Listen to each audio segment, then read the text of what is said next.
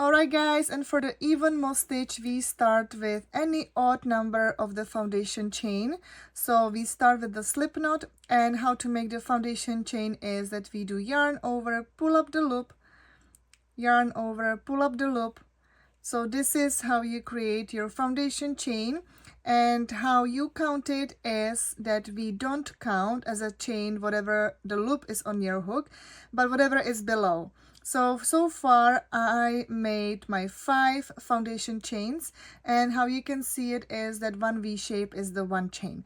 So now let's start, and you make your desired number of the foundation chain, but again it has to be the odd number.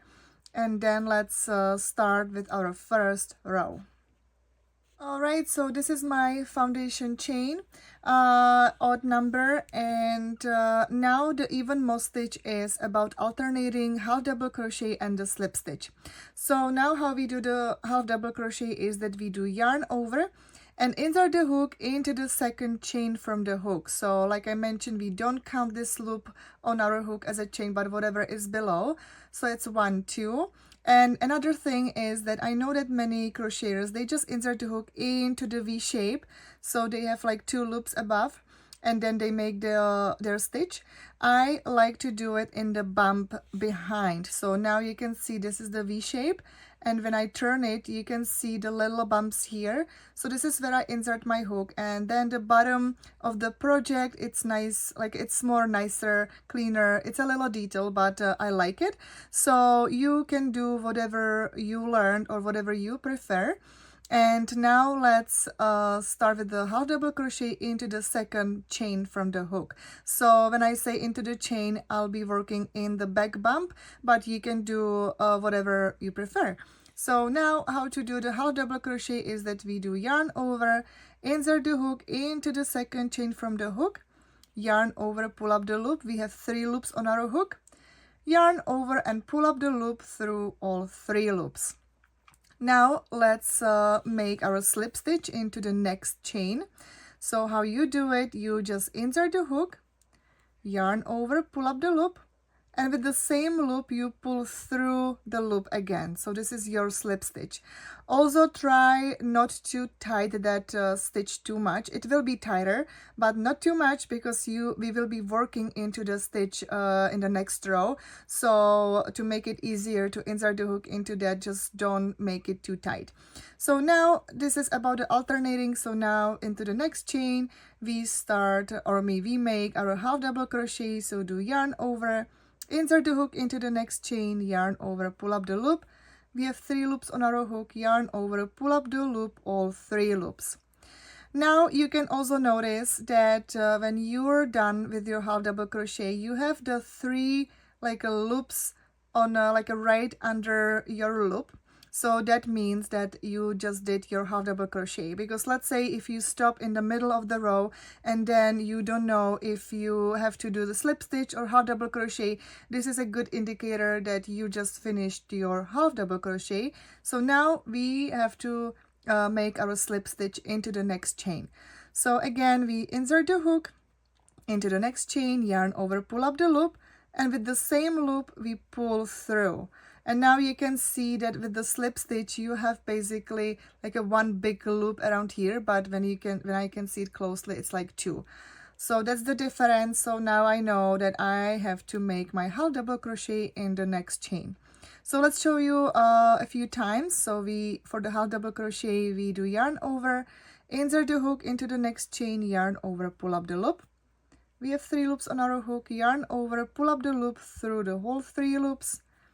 Into the next chain, we don't do any yarn over, we just do the slip stitch. So we just insert the hook into the next chain, yarn over, pull up the loop, and with the same loop we pull through the loop that we had on our hook.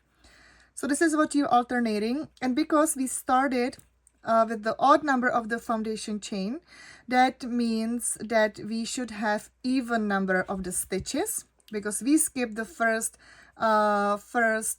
chain at the beginning, and it was because it was only a turning chain, so it doesn't count as a stitch, but it's only a turning chain. So that's why we should have like about one number less than the foundation chain of the stitches. And now, because we did that, we have the even number of the stitches for this even moss stitch.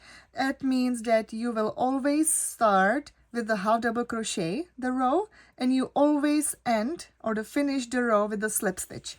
So if you don't have that as your last stitch, that means that you might did like a one stitch same like in a row, or there's some mistake. So you can just go back and then see where the mistake could be.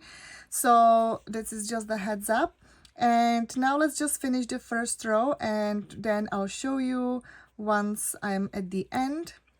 And we're gonna start our second row. Alright, so now I'm about to make my last stitch, and I did all the row right because now I am about to make my last slip stitch into the last stitch. So this is exactly what we want.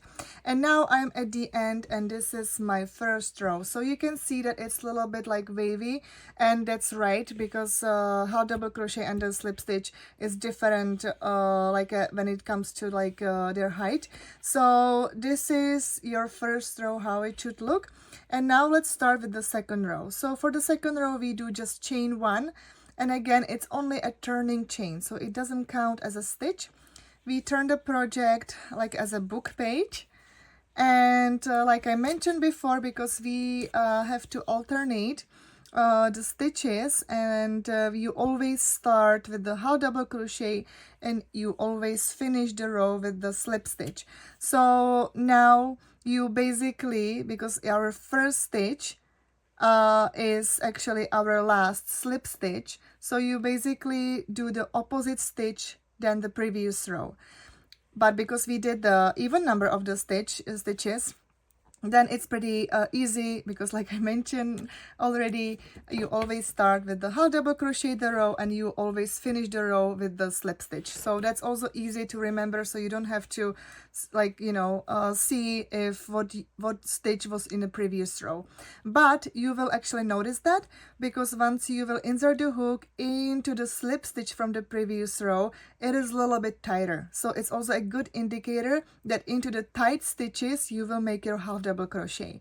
So that's another way how to see if you're doing it right. So now let's start with the half double crochet into the first stitch, so not into that turning chain but into the stitch, sort of a half double crochet, and into the next one is our slip stitch, into the next one, and I can feel that it's a little bit tighter, so I make my half double crochet and then slip stitch.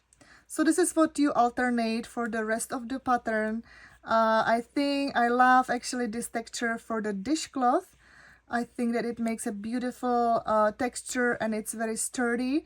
So let me do a few more rows and I'll show you how it looks, because the texture is starting to popping up, but once you do more rows, it's way more beautiful. So if you need any help with this, you can always go back to the video and watch the parts again, or just leave a comment and I'll be more than happy to help you. So now you just keep alternating your slip stitch and half double crochet for the entire pattern, and you always make just the chain one as a turning chain whenever you start the new row.